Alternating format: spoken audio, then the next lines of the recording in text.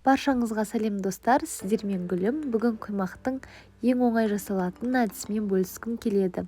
Міндетті түрде соңына дейін қараңыздар.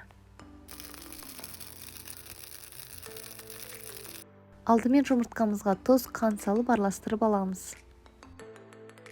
Артынан ұн салып араластырып аламыз. Мен бір стакан ұнның тек жартысын ғана алдымен араластырып аламын.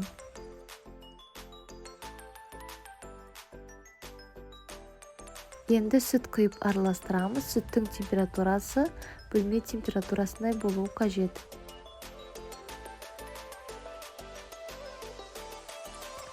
Енді бағанағы қалған ұнымызды салып араластыратын боламыз.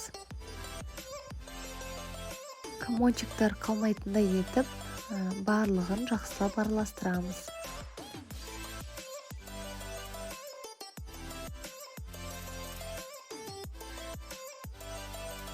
Енді осы массамыздың үстіне қайнаған су құямыз. Қайнаған суды құйған кезде міндетті түрде тез араластыруымыз қажет. Ең соңында күнбағыс майын құйып араластырамыз. Табамызды майлап, құймақтарымызды пісіреміз. Массамыз сұйық болғандықтан құймақтарымызда өте жұқа болып піседі.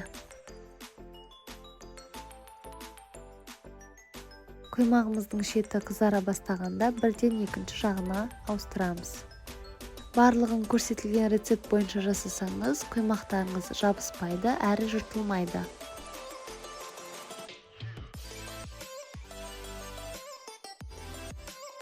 Құймағымыз осындай ажурный болып шықты. Міндетті түрде осы рецептпен жасап көріңіздер.